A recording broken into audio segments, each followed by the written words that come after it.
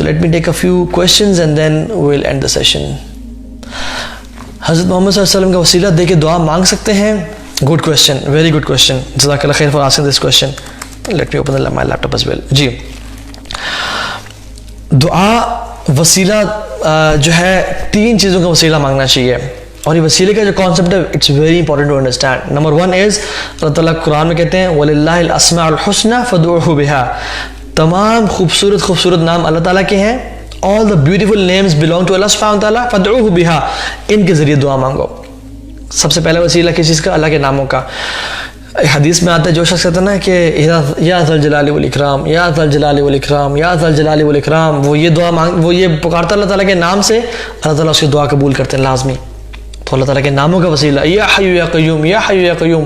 ایک شخص نے دعا مانگی, آیا اور کہا کہ یا ربی لک الحمد کما ینبغی لجلال وجهک ولعظیم سلطانک. بلکہ یہ نہیں, ایک اور دعا مانگی, اس میں تھا اللہم لک الحمد, نہیں I think I'm forgetting it. اس میں تھی کہ اللہم انی اسألک بانی اشہد انک انت اللہ لا الہ الا انت الاحد الصمد الذي لم یلد ولم یولد ولم یکن لہ کفوا احد. یہ دعا مانگی. تو اللہ نے فرمایا کہ اس بندے نے جو یہ دعا مانگی ہے, اب یہ اللہ تعالیٰ کی جو اس نے تعریف بیان کی ہے, یہ جو بھی دعا مانگے گا اللہ تعالیٰ سے دعا لازمی قبول کریں گے. اور اس میں میرے اللہ تعالیٰ کے ایسے اس میں اعظم کا نام ہے, ذکر ہے کہ جس کے ذریعے جو بھی دعا مانگی جائے وہ قبول ہوتی ہے. ایک اور ہے اللہم انی اسألک بان لک الحمد لا الہ الا انت المنان بدیع السماوات والارض یا ذا الجلال والاکرام یا حی یا قیوم. جو شخص یہ پڑھتا ہے اس کی بھی دعا لازمی قبول ہوتی ہے, کیونکہ اس میں اللہ تعالیٰ کے ناموں کا ذکر ہے, المنان کا ذکر ہے. ٹھیک ہے, تو اللہ تعالیٰ کے ناموں کے ذریعے مانگے, یا ارحم الراحمین, اے رحمان الرحیم, اے غفور غفار, میری دعا قبول کر لے. ٹھیک ہے, پہلی وسیلہ. دوسری چیز کا وسیلہ اپنے نیک اعمال کا وسیلہ, اپنے نیک اعمال کا وسیلہ. وہ جو حدیث میں آتا ہے نا جس میں 3 لوگ تھے, وہ غار میں پھنس گئے, بارش ہو گئی, طوفان آیا, آگے بہت بڑا پتھر آ گیا.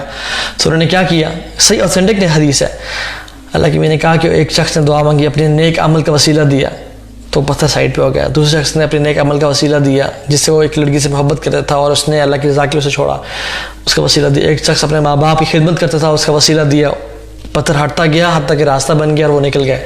تو اپنے نیک اعمال کا وسیلہ کیا, اللہ اگر وہ میں نے نیک عمل اگر خالصتاً آپ کی رضا کے لیے کیے, آپ میری دعا قبول کر لیں. اور تیسرا وسیلہ اللہ تعالیٰ کے نیک بندوں سے جا کے دعا کروانا, یا ان کو کہنا ہے کہ آپ ہمارے لیے دعا کریں. اور وہ نیک بندے کون ہیں؟ جو علماء ہیں, جو محدثین ہیں, جو عبادت گزار ہیں, جو اللہ تعالیٰ کے دین کے علم رکھنے والے ہیں اور جو دین پہ عمل کرنے والے ہیں. ان لوگوں سے ملنا اور کہنا کہ آپ میرے لیے دعا کریں, ان کی دعا بھی اللہ تعالیٰ کو ان کے وسیلہ مانگا جا سکتا ہے اس چیز کا. ٹھیک ہے, ان کو کہا جا سکتا ہے. یہ جو ننگے پیر ہیں, یہ جو قبر کے اندر ہیں, یہ جو اللہ تعالیٰ میری زبان کو بچائے اولیاء کی جو ہے نا کسی بھی طرح سے قدر میں کمی کرنے سے. ہم اولیاء کو مانتے ہیں اور اولیاء اللہ تعالیٰ کے بڑے بڑے لوگ تھے, لیکن یہ جو چرسی شرابی اور اس طرح کے لوگ جو پیر بنے ہوئے ہیں اور جو اللہ معاف کرے جن کے درباروں پہ نشے بکھرے ہوتے ہیں, جن کے درباروں پہ میوزک ہوتا ہے اور لڑکیاں ناچ رہی ہوتی ہیں اور ڈانس کر رہی ہوتی ہیں, یہ تو اولیاء نہیں ہے, ان سے نہ مانگیں. تو یہ ان 3 چیزوں کا وسیلہ لینا جائز ہے. صحابہ نے کبھی بھی یہ دعا نہیں مانگی کہ ہمیں محمد صلی اللہ علیہ وسلم کے صدقے یہ چیز دے دیں. اللہ کے نبی کی زندگی میں بھی اور اللہ کے نبی صلی اللہ علیہ وسلم کے جانے کے بعد بھی, حالانکہ وہ مدینہ مسجد نبی میں تھے اور سامنے رسول اللہ صلی اللہ علیہ وسلم کی قبر مبارک تھی, ان کا روضہ مبارک تھا, کبھی نہیں کہا کہ یا اللہ آپ صلی اللہ علیہ وسلم کے صدقے دعا قبول کرتے, یہ کبھی نہیں کہا. بلکہ عمر بن خطاب رضی اللہ تعالیٰ عنہ کیا کرتے تھے کہ جب خلیفہ تھے تو کہا کہ یا اللہ جب تو آپ صلی اللہ علیہ وسلم تھے ہم ان کو وہ دعا مانگتے تھے اور آپ دعا قبول کرتے تھے, یا اللہ اب وہ چلے گئے ہیں, وہ ہم سے دور ہیں, اب وہ ہمارے قریب نہیں ہیں, تو ہم ان کے چچا حمزہ رضی اللہ تعالیٰ عنہ کو, حمزہ تھے یا غالباً ابن عباس تھے, ان کو لے کے آتے ہیں, وہ دعا مانگیں گے اور آپ ان کی دعا قبول کر لیں کیونکہ یہ ان کی فیملی میں سے ہیں. تو سبحان اللہ ہاؤ امیزنگ از دیٹ کہ اللہ کے بھی سامنے ہے اور وسیلہ اس سے نہیں مانگا جا رہا. تو یہ جو کانسیپٹ ہے نا کہ یا اللہ آپ صلی اللہ علیہ وسلم کے صدقے یہ دعا قبول کر دے, دس از ناٹ فرام دا صحابہ. ٹھیک ہے, یہ نہ ہی اللہ کے نبی کی سنت ہے. ٹھیک ہے, جو چیزیں اللہ کے نبی نے ہمیں بتائی ہیں، قرآن نے بتائی ہیں، اس پہ کیوں نہیں عمل کریں ہم لوگ؟ اللہ تعالیٰ کے ناموں کا وسیلہ دیں، اپنے نیک اعمال کا وسیلہ دیں، نیک لوگوں کے پاس جا کے ان سے دعا کہیں کہ آپ میرے لیے دعا کریں، لیکن ایسی چیزوں میں مت انوالو لو کائنڈلی جو کہ دین کا حصہ نہیں ہے، جو کہ صحابہ نے نہیں کی. ٹھیک ہے، تو یہ چیز بہت امپورٹنٹ ہے. جی اوکے، جی حضرت حمزہ نہیں تھے وہ.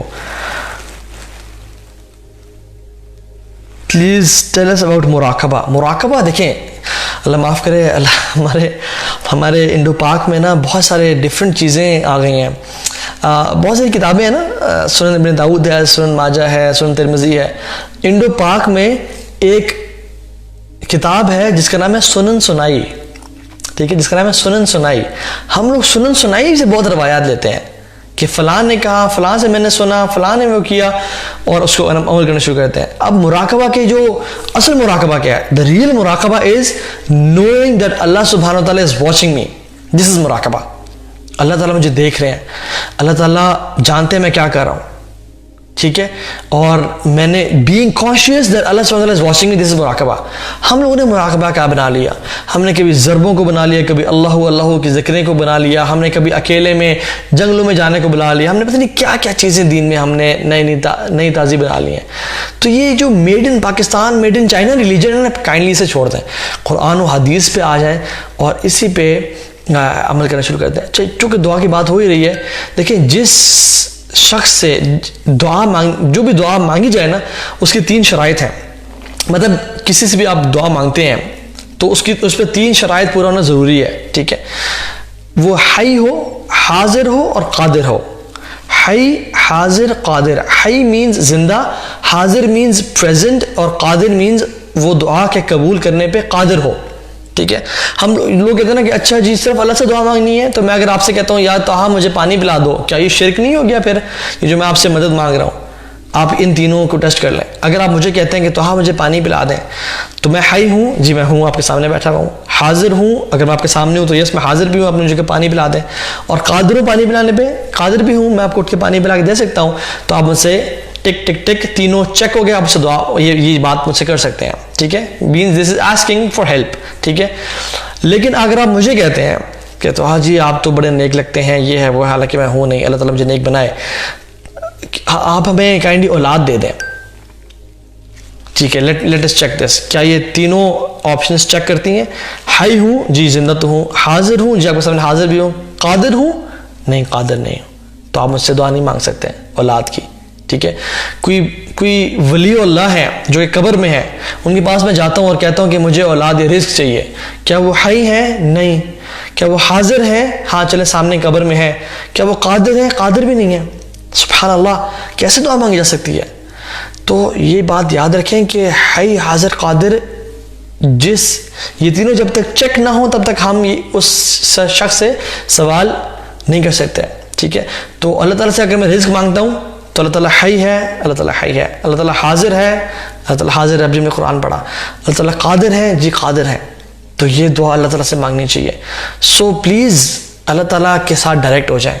یہ جو بیچ میں جو راستے ہیں نا، جو کہ نوح علیہ السلام کے قوم کے بعد کے لوگوں نے آ کے انوالو کیے کہ یہ جو بت ہے نا، ہم ان کی پوجا نہیں کرتے، ہم ان کو مانتے نہیں ہیں، بلکہ یہ تو ہمیں اللہ تعالیٰ سے قریب کرنے کے لیے ہیں. اور ہم بھی کیا کہتے ہیں آج کل، ہماری اللہ تعالیٰ سنتا نہیں، ان کی لوٹاتا نہیں، ان سے مانگو، ان کے وسیلے، ان کے صدقے. ان للہ و انا الیہ راجعون. یہ اللہ تعالیٰ شرک کبھی پسند نہیں کرتا.